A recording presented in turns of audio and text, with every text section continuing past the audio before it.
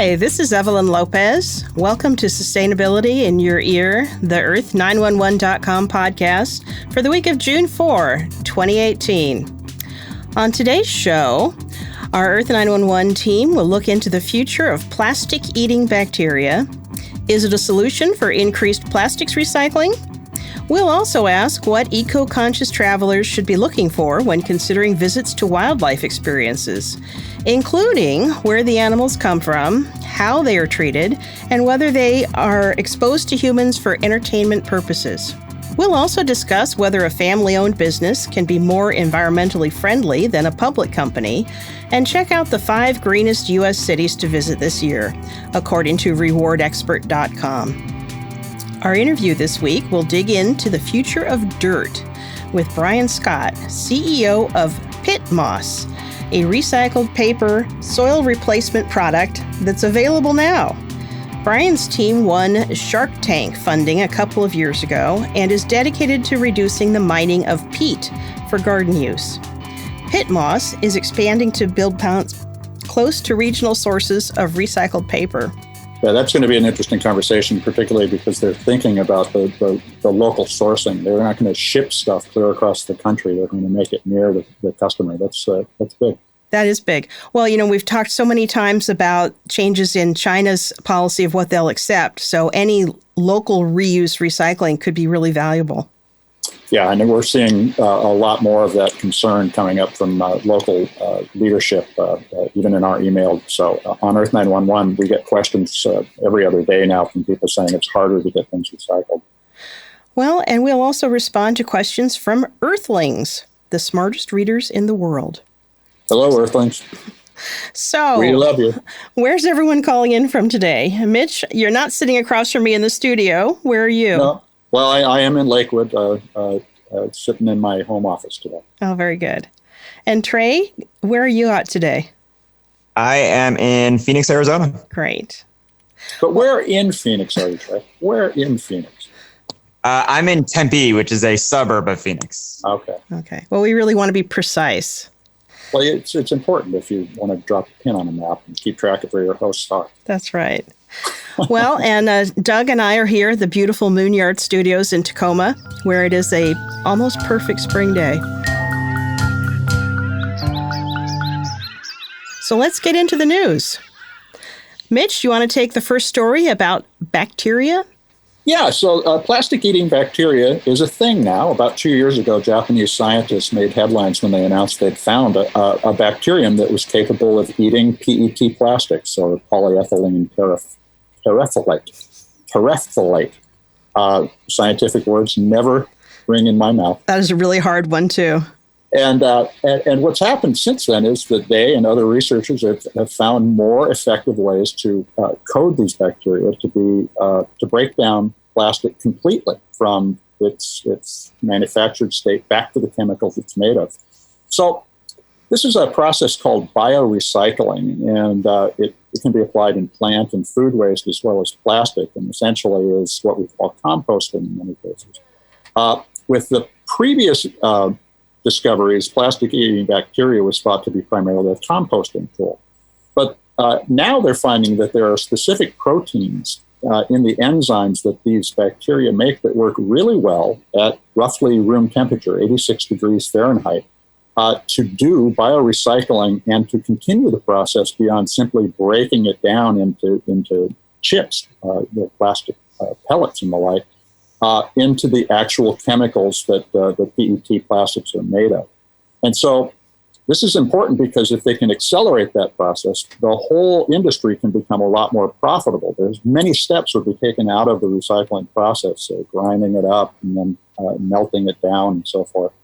And that increased efficiency makes recycling all the more profitable. And Evelyn mentioned at the beginning of the show, with China cutting back on how much plastic it's taking in, we really need to do a better job of this in the United States. So the way this works, when most bottles are recycled, they get turned into fibers or clothing textiles right now. And in fact, a lot of the fleece clothing that you see that people like to wear is actually recycled plastic. But using these bacteria, rather than shredding the PET into flakes, they break it down into chemicals, and those chemicals can be immediately reused to create new plastic bottles. This also eliminates the problem of different colored plastics polluting one another.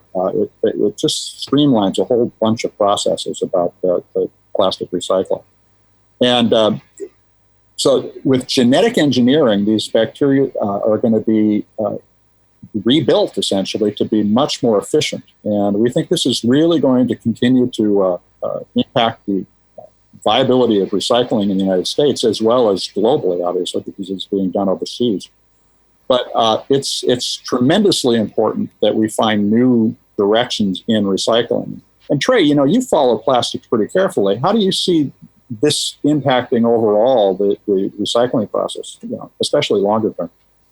I think this is going to be huge in the sense that plastic specifically, it's really hard for manufacturers to justify using recycled material versus virgin because it costs more. Mm-hmm. And I definitely encourage people who are conscious about this to look on the packaging. When you're going to buy a bottle of water or soda, they will always state if they use recycled content, and try to buy those type materials, because that kind of will fuel, no pun intended, the industry to start using more recycled content. Because if you're buying it and willing to pay more for that material, it will really make them more inclined to use that recycled content in their packaging. Yeah, so conscious consumerism, being practicing a buying behavior that reinforces the company's need to use what you want them to use. Tell them that you want recycled material.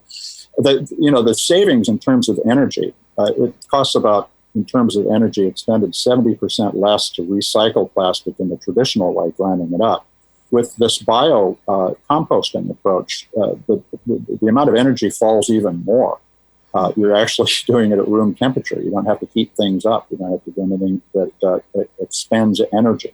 And so, all told, this is a great move in terms of reducing the power generation needed, which also adds to the carbon load in order to recycle plastic.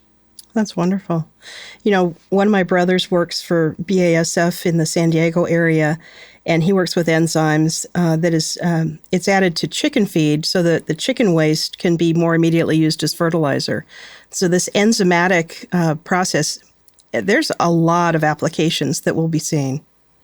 If we don't kill the planet and it's all the species on it, we can find solutions to virtually every problem of living that we have in those species, right down to the smallest bacteria. And that's really one of the cutting edge areas of science that young people should be looking at. Too. Yeah, wonderful.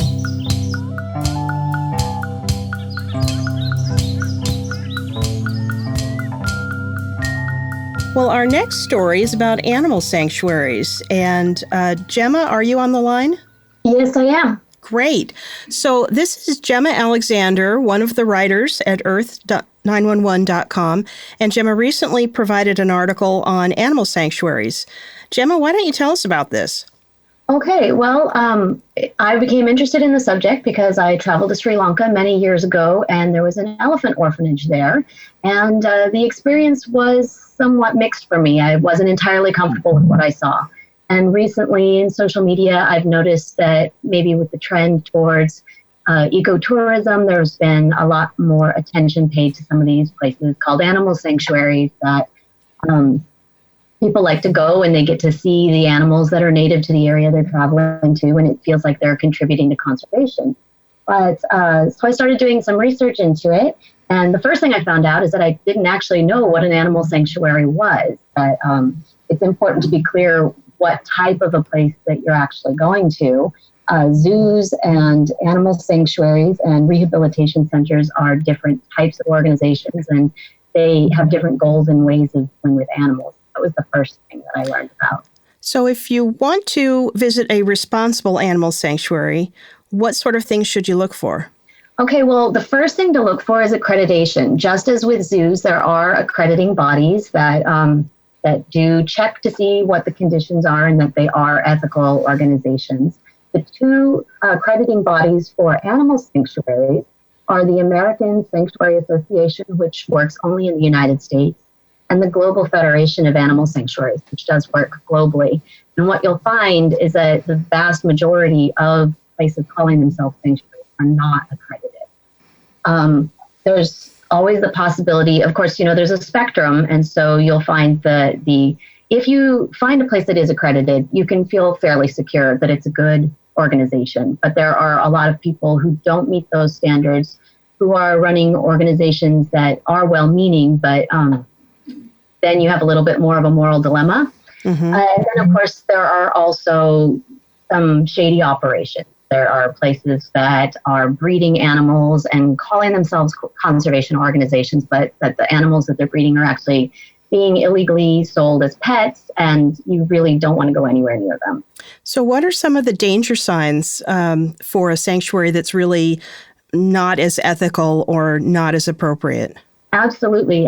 Some of those things that the accrediting bodies tell you to look out for are selling animal experiences like photo ops with animals, or especially being able to touch animals.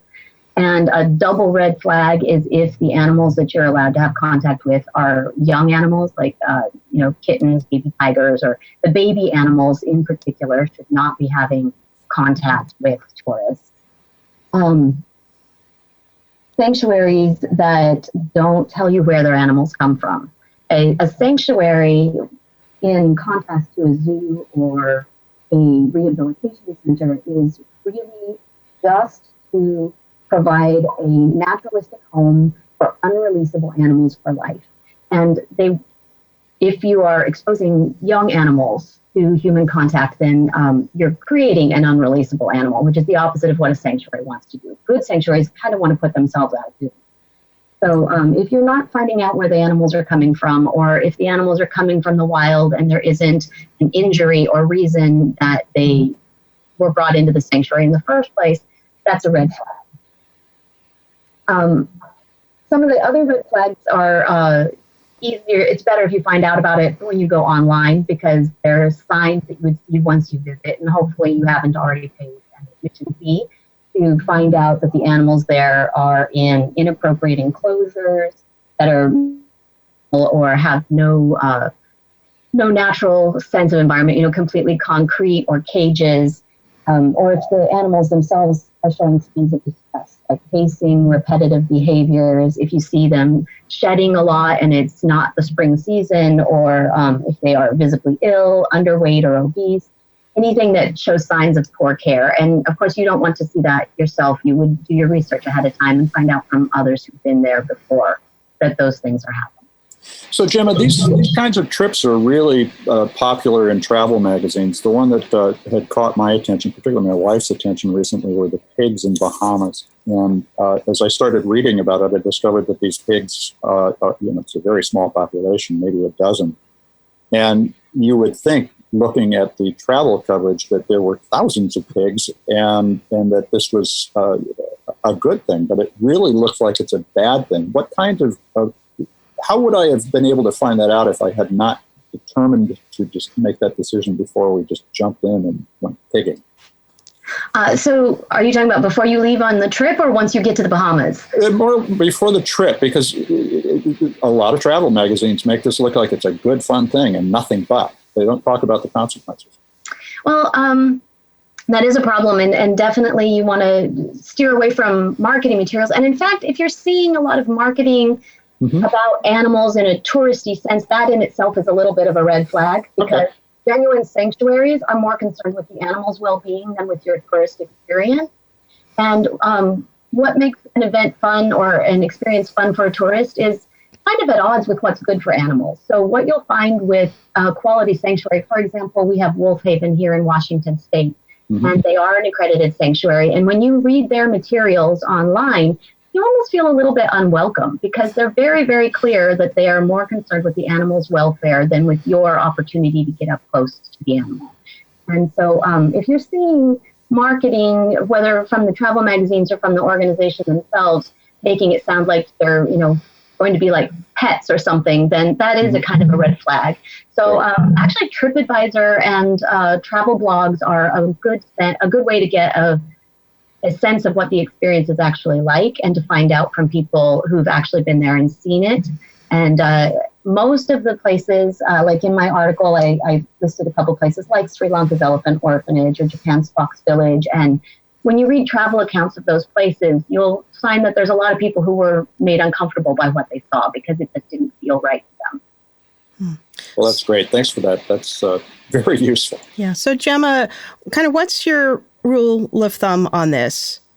You know, I was hoping to find a different answer, but I kind of have to say, as a general rule, it's probably not a good tourist experience. Like, there are probably better things to do with your tourist money than go for the animal experiences. There are some good organizations, but really, I think that tourism and animal conservation are not compatible most of the time.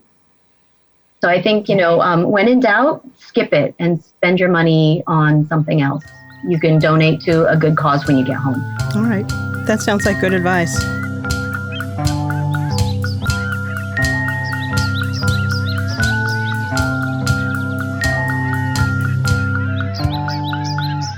Well, our next story is about family-owned businesses. And the question we pose is, are family-owned businesses more sustainable, more kind to the earth than other businesses? Mitch, what do you think? Well, this was a story that when I first joined Earth911, I asked this question, and we had one of our writers, Larry Alton, go out and do some research about it. And so the short version of the story is that it depends on the family.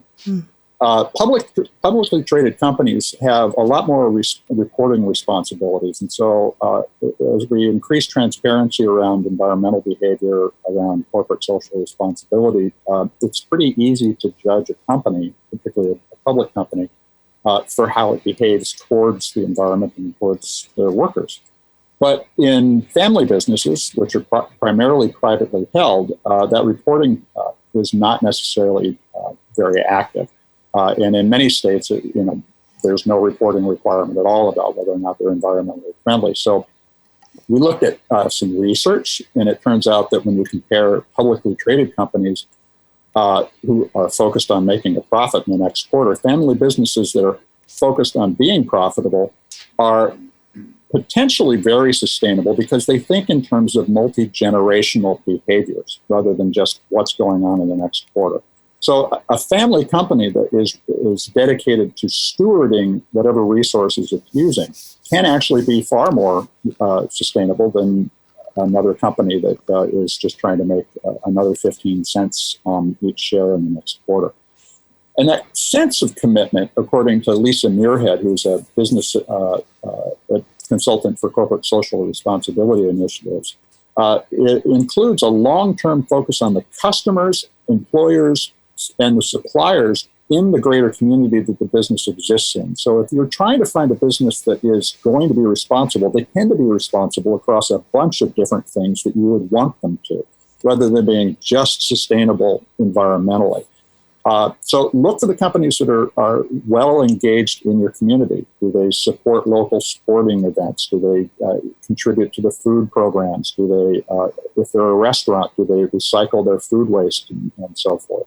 That's a really good way to find out whether or not a business that you're deciding to do business with is going to be on your side and the planet's side. Now, of course, a lot of the other reasons that they can be basically sustainable is that they can't afford to be as wasteful as larger companies. They have to make the most of everything in the sense that the Native American tribe they were always astonished when we would shoot the buffalo and leave everything but the skin on the prairie to rot. They would use everything down to the hoof. And a small business has to take more of that approach to things as they go through their day. But of course, they can be completely irresponsible. That isn't to say that every small business is going to be a steward of the environment, but they certainly are more inclined to, just because of the day-to-day ability to have to make the most of the limited resources they have. We also looked at a 2014 research paper called "Are Family Firms Really More Socially Responsible?" And the evidence is very mixed. It turns out that while this was a survey of several hundred 598 European companies, family-owned companies. While they would respond to local or national regulations and try to live by them. They didn't feel a commitment to always live by them. So it turned out, like I was saying earlier, that it really depends upon the family and their commitment to the environment. When they want to, they just ignore the law. And so ultimately, it comes down to finding family businesses that have decided to be caretakers of the community, including the environment. And these are usually considered also good sources of jobs locally. You'll find much more around these companies that indicates that they've decided to be part of and support the community and its environment. So there's no simple way to answer this question, but these are the kinds of things that we expect to start to develop over the course of time to help you identify them better. Yeah. So look for working with other local family-owned businesses in the sense that they're all like-minded. You can start to what we call vet the supply chain. So look through the supply chain that they're using. So if they're buying products from a company that pollutes, they're probably likely to pollute locally as well. And finally, kind of sounds rudimentary, but the first thing that you have to look for is a dedication to reducing what they use overall, reusing what they do use, and recycling the results of what they make. So if you find a company that takes back a product they made when they're done with it and recycles it, that's certainly a good indicator. Yeah, I would think so too. One area that I think a small business has an advantage in is that you have a direct consumer relationship with that business. So if you are a loyal customer and you have some concerns or some suggestions about better sustainable products or practices, I think you have more opportunity to have an impact, talk to the business, see if they might want to consider making some changes. Whereas large corporations also make those changes, but it's a little harder to feel that you're having that immediate impact. I completely agree. The idea of localism, which brings everything back to where we are and what we're buying coming from a local supplier or source, is really important to just starting to rethink the way that we've built our economy. It isn't necessary to fly a banana 9,000 miles across the world in order to sell it. But there might be a delicious fruit regionally that you can enjoy maybe fewer months of the year, but that's an indication that somebody's actually thought about the total carbon load of what they're selling. Yeah. So I thought it was, we started down this question, and we'll continue to look at it because we do think that this conscious consumerism movement is really one of the ways that opening up the dialogue about the quality of packaging, the way that things are made, it is the beginning of the transformation of the economy that we want to see. I agree.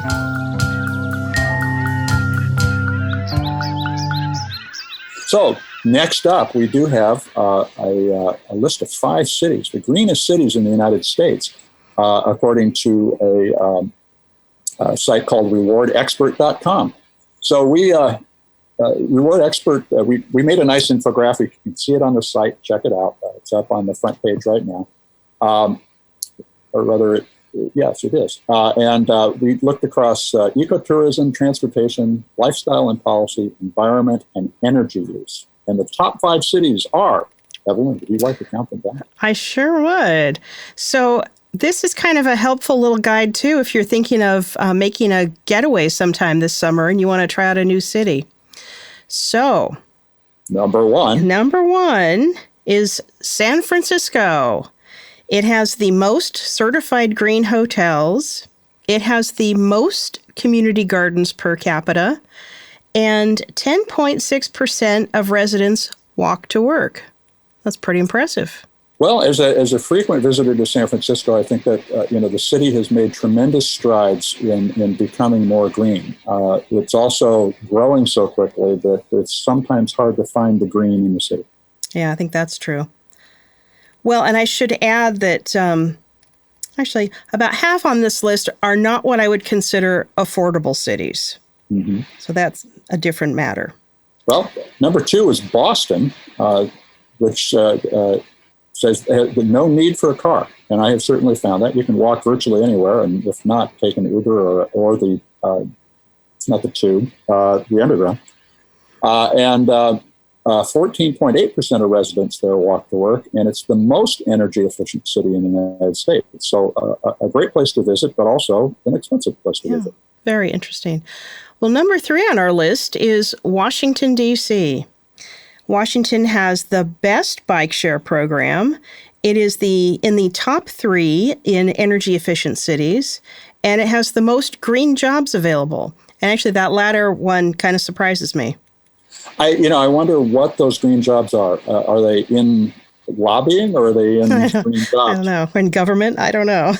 I was just in D.C. recently, and the city has cleaned itself up a great deal. But, it's also interesting when you can also tell who's in power based on the price of hotel rooms. Oh, yeah. Over 30 years of visiting D.C., it's always up or down depending on which party is in power. Right now, the prices are rather high. Imagine so. Well, number 4 on our list is Portland, Oregon. 6.1% of people bike to work. There are nearly 500 farmers markets, and 20 plus hotels are certified as green. Now, the farmers market surprises me. I expected a lot, but I don't think I would have expected 500. That must be all the way out into the suburban areas. Yeah, it must be. I can't imagine. I mean, that would be numerous. That would be 100 farmers markets a day. Yeah, that's a lot. But that's also localism in action, and Portland is the very embodiment of that. So yeah, great place to visit. Yeah, a lot of foodies too. Well, rounding up our list is Minneapolis. It is the most bike-friendly city. It has a high rate of public transit use, and it has the second best drinking water of a major city. I think it's bike-friendly because it's flat. Well, being flat certainly helps. Well, unless you want to go up a hill. Or down a hill. Were you guys surprised to not see Seattle on there, being so close to it? No. I was a little bit, because I think Seattle does a lot in terms of curbside recycling and composting and things like that. But the things they're measuring, transportation is not great. Yep. And I'm not sure how many of the buildings are green. Well, more of them are, but right now Seattle is growing so quickly. The inner core has exploded in population during the workday by more than 300,000 people over the last 10 years, as Amazon primarily grew up in there. Yeah, and I think that has really put a burden on the transportation system. A lot of people bike. There is better and better public transportation, such as a light rail that goes from the airport to the city now. Mm-hmm. But you just cannot get around in Seattle very easily. And I think that's one of the reasons it didn't make it. It's changed enormously. The job I had at the Attorney General's office, I was in charge of an office in Seattle and in Olympia. And I spent 2 days a week in Seattle. That was until about spring 2014. And when I go back now, even in the middle of the day, it's just wildly changed in even 4 years. It's very, very crowded. And if you're not from it, it can be really difficult to figure out how to get around town. Yeah, but it's a lovely city, and there's no better setting for a city in the world as far as I'm concerned. And I will say, there is no more beautiful site for a football game than Husky Stadium. And I'd say about the same thing about Safeco Field for baseball, too. Well, as a Safeco devotee, I completely agree. Yeah. Although, beautiful. What you need in Safeco that you don't get is a view of the mountain. That's true. I figured when I saw this list, it was going to be all California cities. So it was nice to see a mix of the East Coast and the Midwest. The only one I'd probably add in there is Denver. I think Denver's a really green city. I'm going there later this summer, and I'm really excited about it because it's really good walking, a lot of parks, great opportunity to be green over there. Yeah, I would agree. Downtown Denver's really improved over the past 20 years. And now, of course, they are green because they have something called the Green Mile with the cannabis industry. So that actually is a tourist destination now to go see cannabis growing. Kind of interesting. Well, let's move on to the next section. We're going to be talking with Brian Moss, who's the CEO of PittMoss. I think it's Brian Scott. Oh, excuse me. Hi, Brian Scott. Brian Moss would be what it makes. Makes perfect sense. So let's get to that in a minute.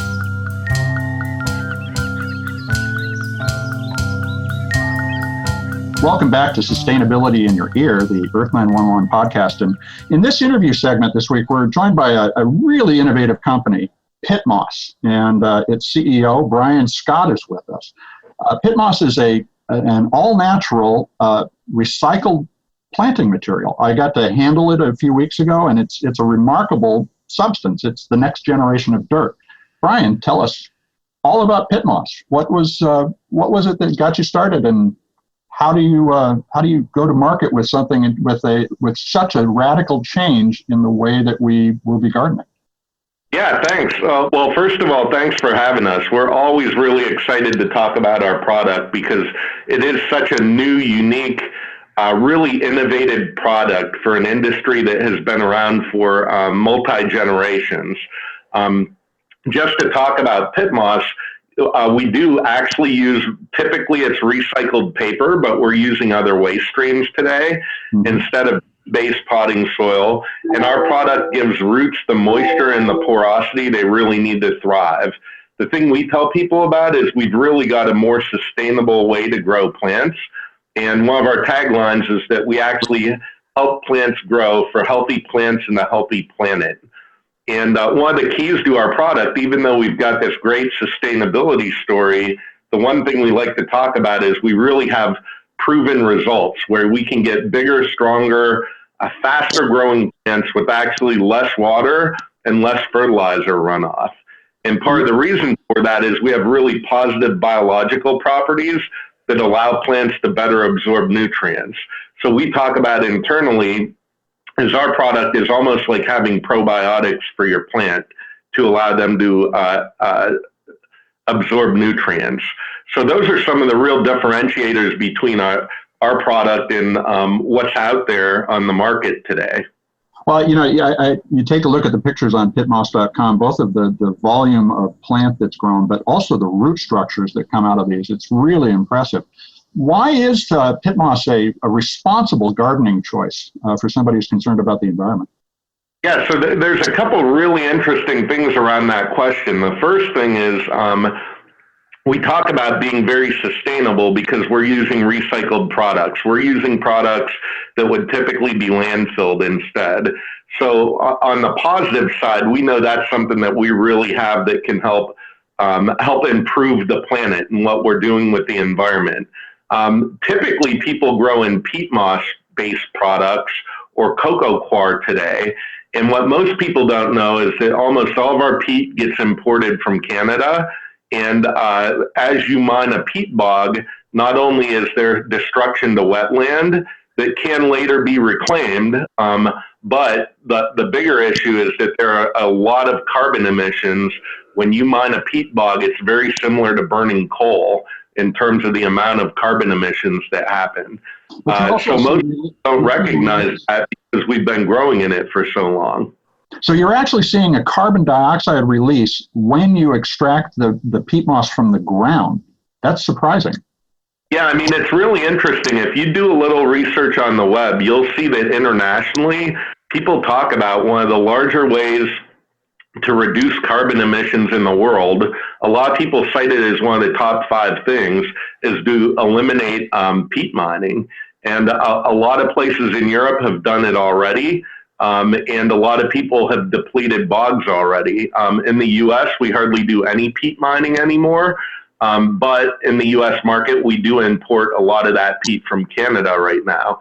So really, it's a matter of oxidation. Every time you remove a layer of peat, as soon as air and sun hits that lower layer, it causes oxidation, which releases carbon dioxide and nitrous oxide into the atmosphere. So it's something I really didn't know about until I joined the company. And it's really fascinating to do a little research about it.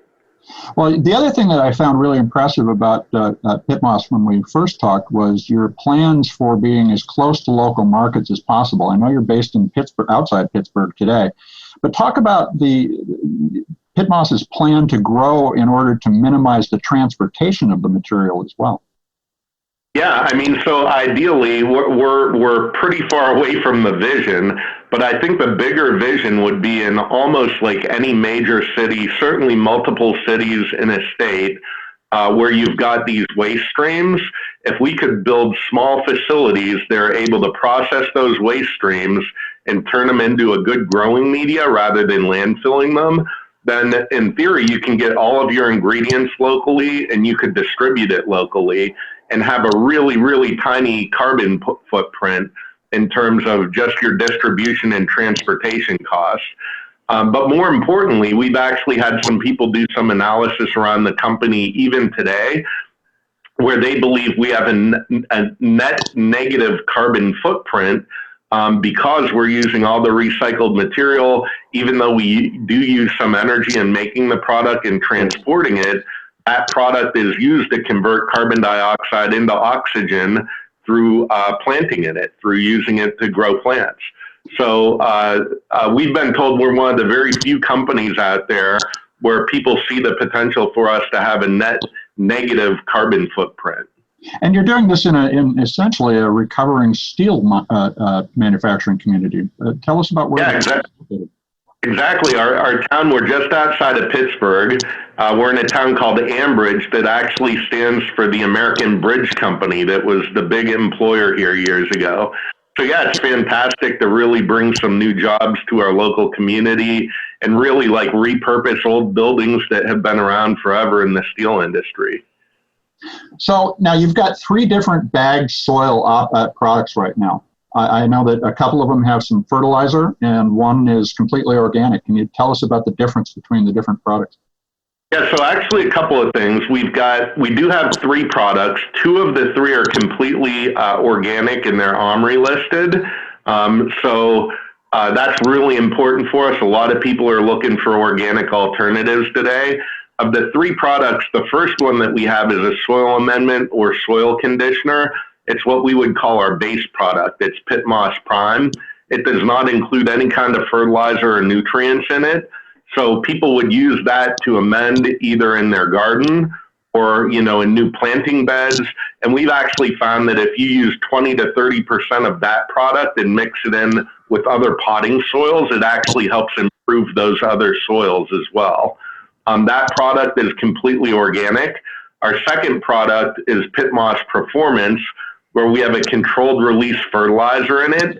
It is a specially formulated fertilizer to work with our product, and it works really fantastically well. Like if you go to our website and look at all of our photo comparisons, that's typically using the PittMoss Performance product. Okay. Now that product, we don't claim that it's organic simply because we have a controlled release fertilizer in it. It's chemical based, but it works really, really well, especially for flowers, trees, shrubs, that sort of thing. The third product, which we're really, really excited about, this is our newest product, is called PittMoss Plentiful, and it's completely organic with completely organic fertilizers. And in that product, we typically have poultry manure, as well as some fish emulsion for nutrients, some mushroom compost, and also some fermented pine bark as well. Really, really works good as an organic product that we suggest people use for vegetable growing in their garden. And we find cannabis users that have had a lot of success with that product as well. So in addition to being organic, we recently just got a certification from Redfield Proctor out in Colorado. We were the first soil that they ever tested that didn't even have trace elements of pesticides in it. So we can also talk about being completely pesticide free, and a lot of competing soils have not been able to attain that level of recognition yet. So that's fantastic, being pesticide free. The other thing that I was really struck by is how much less water is involved in growing using PittMoss. Yeah, one of the things that we really talk to people about, we put it on our bags, is that you need to water 2/3 less using our product than you would most other potting soils or potting mixes. The reason for that is that people have just been conditioned over generations using peat-based products where you really need to overwater. We're almost force watering our plants today, where a lot of times people water every morning and every evening, at least once a day. With our product, you really don't need to do that because it absorbs and holds water like a paper towel would. So when you water our product, one of the things that you'll notice is it will absorb and retain that water, and you really don't need to water again until the plant tells you it needs more water. It will recover very quickly because it releases water naturally back to the plant as the plant needs it, where today most plants, we're used to just force watering them because most of our mixes don't hold water very well. Sure, and you wait till the water starts to come out of the bottom of the planter, for instance, to know that it's done, and that is overwatering. But yours would actually just absorb it, and you would quickly be able to move on to the next. That's great. That's fantastic. Yeah. Well, exactly, and I'll point out one other really interesting thing. We do this as a quick little demo when we go and demo our product. If you fill like a 6-inch pot with a peat-based product and then another one with PittMoss, and you pour about 300 milliliters of water into each, you'll notice in a peat-based product that the water will initially float on top, then it'll run down the sides of the pot and empty out the bottom. Yep. In our product, when you put the water in it, you'll see it like naturally wick the water throughout the media. And one of the really fascinating things we'll do is we'll turn over each pot. In the peat-based pot, you'll see the top of it's a little wet, maybe in the bottom it's wet, but it'll fall apart and the entire center will still be dry. Mm-hmm. And with our product, when you turn it over, it will actually look like a Jell-O mold where the entire media is evenly moist throughout. If you peel it apart with your fingers, you'll see that the center is nice and moist. And one of the things that you'll see with our product compared to a lot of peat-based products is the root system in our plant really grows naturally and evenly throughout our media, where a lot of people are used to this. When you pull a plant out of a peat-based mix, more often than not, you'll see the root structure where the roots grew through the media to the bottom of the pot, and all the roots are bunched up around the bottom or sides of the pot because they're looking for air and water. With our product, you get that natural root development evenly throughout the media, which is really unique to our product. Well, the root structures that I saw in the pictures on PittMoss.com were really impressive and just much more robust, and they produce such large plants compared to the ones that you were planting in peat. So at the end of a season, should you reuse PittMoss? What do you do when you're done with the season's growing? Yeah, so I'll come back to that in just one second. But the other really key thing about PittMoss and the root development is that we've actually learned through our scientific trials that because we have such good biological properties in our product, we find that plants actually absorb more nutrients as well. So the reason that we get significantly bigger plants is, number one, there's a much bigger, more extensive root system. But then number two, those roots are actually much more efficient at absorbing nutrients. Mm-hmm. And that's where we talked earlier about it's almost like having probiotics for your gut. With our product, it's almost like having probiotics for your plants. And it actually allows them to absorb the nutrients that you're putting in better. And so if you're not overwatering, if you're not forcing those nutrients with the water out the bottom of the pot, guess where the nutrients go? They actually go into the plant to turn into a much bigger, stronger, healthier plant. As far as your question related to use of the product, and we do have people that put our product in the ground in their garden, and you can leave it there for years. It would just decompose like any compost would, really. Mm-hmm. So think of our product almost as an engineered compost. Like think of leaves that are fiberized and then reformulated. That's kind of what we're doing with the paper product. So we do have people that just leave it in the ground forever, and worms love our product. So you'll actually find that we attract more worms to the garden. And when you attract worms, the worms leave worm castings behind. Mm-hmm. So they'll actually naturally fertilize for you as well. We do, however, suggest that people refresh every year. And the only reason for that is because of the decomposition, you'll lose some of the aeration and the water holding capacity. So if you refresh it with new fresh PittMoss every year, you'll get that new aeration and water holding year over year. So the last thing I wanted to ask you about is your startup story. You are living the modern media American dream because you won Shark Tank. Yeah. What was that like? Tell us how it happened. Actually, yeah, it's a fascinating story. Our founder is Mont Handley. Mont is currently a board member with the company. He's not active in the day-to-day operations, but he's a very active board member. He's our largest shareholder. And Mont had worked on developing PittMoss really over like 30 years.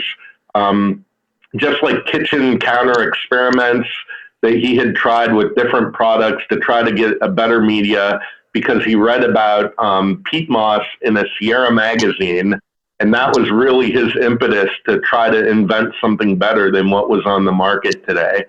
So he worked on it off and on for about 20 years, and then maybe about 10 years ago, he got an SBIR grant that allowed us to do research on newsprint through the EPA, and that's how we learned that all the inks were soy-based and that there were really no more heavy metals in newsprint than you would find naturally occurring in the environment.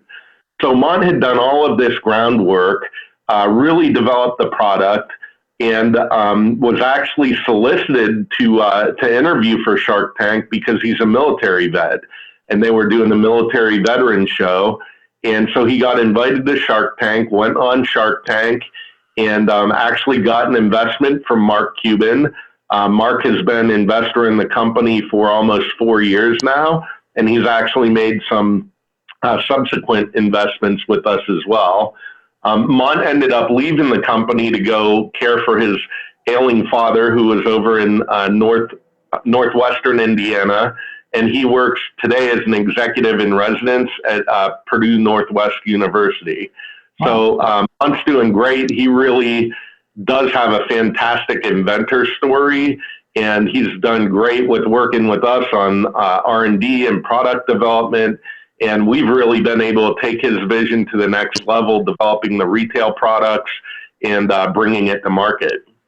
Well, that's an inspiration for people listening, because I know a lot of folks are figuring out that there are more efficient or sustainable ways to do things, and they're tinkering. But the idea of being able to tinker to the degree that you could win Shark Tank, that's really something. And that is I think where a lot of our environmental solutions are going to bubble up from, are people working as Mont did in their home, doing those experiments. So now you can get PittMoss today in a number of places, and we're going to add a couple of links on the Earth911 site to the Amazon store so that people can find it themselves. But where should people be looking for PittMoss? Yeah, so people can find our product online at PittMoss.com. It's just www.pittmoss.com. We do get a lot of sales through our own website, and we ship it right here out of Ambridge. And then in addition to that, we actually have a really good store locator map that's on PittMoss.com as well. So if you want to buy it locally, there are plenty of places in the Northeast. Really, we go from Maine down to about South Carolina and then over towards Iowa.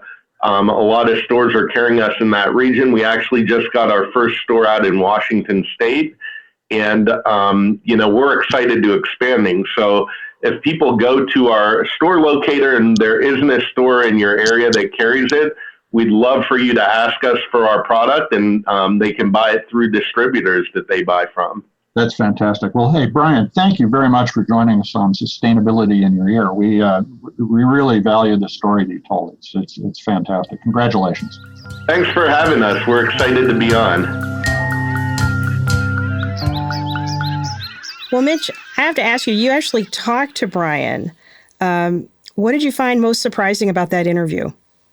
Well, I met Brian at an investor conference about 2 weeks ago, and after the conversation was excited to get him on, because I had never realized how bad peat moss extraction, the mining of peat moss, was for the environment. It releases CO2 just like melting permafrost does, as well as the fact that when you burn peat moss, you're burning a very carbon-rich substance, and it's not good for the environment. I just had never really thought about how much it played a part in all of the materials that I'm buying when I go to the store for my garden. That's true. And then the other thing about just the whole process of their growth was the focus on getting to a local supply of paper. They're based in Pittsburgh. And I said, well, so do you run out of paper materials? And he said, well, we don't want to have it all come here. We want to be near the communities. It's better for the world. So they're really thinking through the whole process, really quite beautifully. That's great. I would love to see something like that in our city of Tacoma. We have a very flat, tide flats area that's well suited for industrial type activity that has tended to be used for fossil fuel various activities, and I would really love to see it move into environmental. Well, and we have enough paper material around here to sure do. Certainly feed a PittMoss plant. So next time I talk to Brian, I'll urge him to think about it.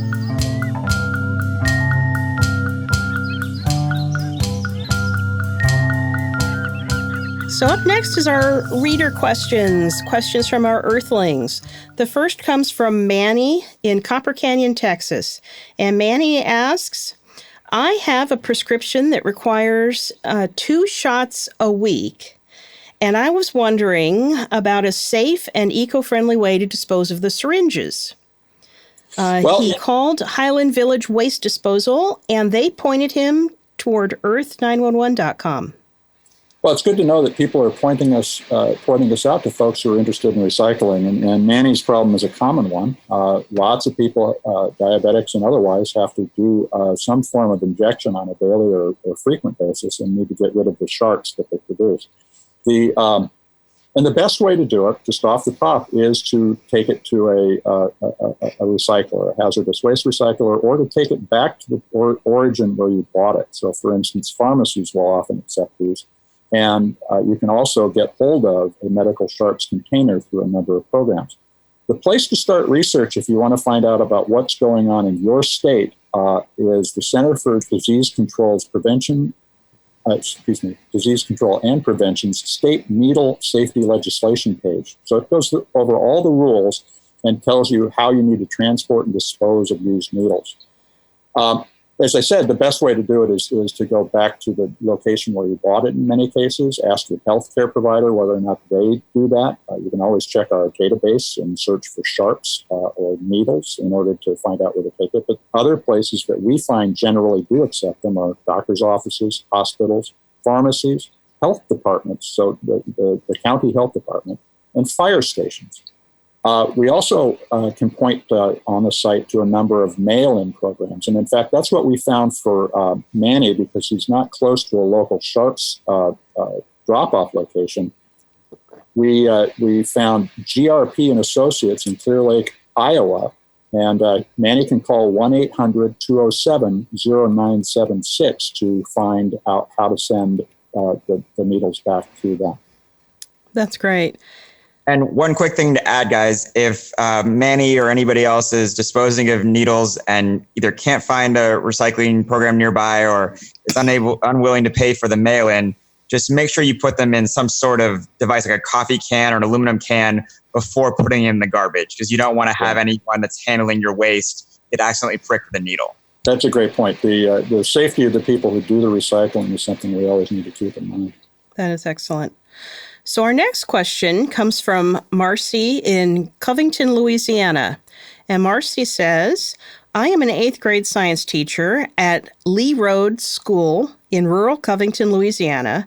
We are interested in recycling plastic bottles and paper. Any suggestions on how to get receptacles to our school and what locations in our area accept or would even be willing to place a large receptacle at our school? Any information on how to get this started would be wonderful. Thanks in advance.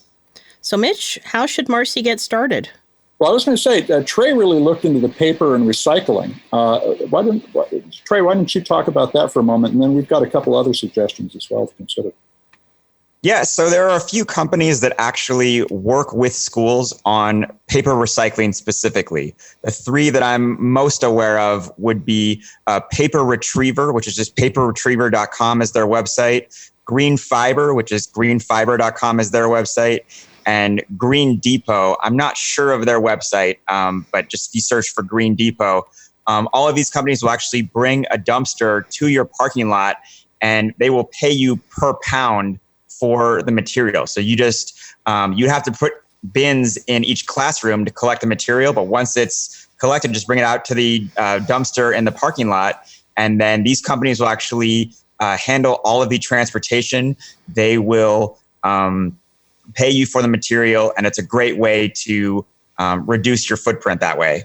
In regards to the plastic bottles, the one that I know of is PepsiCo's Recycle Rally. It's actually run by Pepsi, the soft drink manufacturer. They have a program with schools where they will help you find local haulers. They will help you get the best resources for how to run your plastic bottle and aluminum can recycling programs. And you know, the other thing Marcy should consider is looking at the food waste in the school, because the food waste in the school is the most intensive form of pollution or unrecycled product that any organization like that has. The 2 hours around lunch are when most of the waste in the school is created. And there are a number of ways to go about doing this, including going to local businesses and asking for support. I'd point to an example. Whitworth University, which is a relatively small college in Spokane, Washington, recently did a partnership with PepsiCo. Their Recycling Zero Impact Fund gave a $9,000 grant to Whitworth. And it took them only 3 or 4 weeks to reduce their food consumption, their food waste production by 70%. And they reduced the amount of dumpster pickups by 50%. Over weeks, and with just a little bit of money from an outside source. So there are a lot of ways to go about this, but don't just think in terms of what we, put in bins. Get the kids thinking about how to get rid of the food that they don't finish, or to ask for less food in the first place so that it isn't wasted. Those are also really important reduce and recycling kinds of activities that you can build in very quickly. So even if you can't find a sponsor, going in and having a conversation with your cafeteria manager may be a great way just to have kids think about how to separate materials or ask for a smaller portion because they're not going to eat as much that day. Lots of opportunities for a school recycling program. And on the Earth911 site, we have a number of links. One's to the Organizing Cafeteria Recycling Programs in Elementary Schools, a how-to guide that was created by the Los Angeles County Department of Public Works. Cafeteria Culture, which is CAFCU, I think that's the website name, has a program that was initially started as styrofoam out of the schools, and they've moved on to Trayless Tuesdays and other forms of reduction of the use of disposable materials. And finally, the Virginia Recycling Association has a guide for implementing a school recycling program. All of them are great resources for somebody thinking about how to get something started. I think this is a great idea, Marcy, and I hope you do get something started. And if you do, please get back to us. We'd love to hear how your recycling program is going. We'd love to see some pictures. Absolutely. And, we're going to be, with Earth911, we're introducing forums this week. If you'd like to start a thread to ask these questions and have somebody answer them who is an expert or another enthusiast, jump into the new forums. You'll see a link on the homepage. It's a great place to organize as well as to ask questions. And do share pictures, because it's when people see one another making a difference that people make a difference. Absolutely. So that's all we have for this week. Thanks for all your input. Thanks for the great questions. If you have any comments or other feedback, send it to feedback@earth911.com. And stay tuned on iTunes, SoundCloud, Spreaker, and directly at the earth911.com website. We'll see you again next week. Thanks, everybody. Thanks.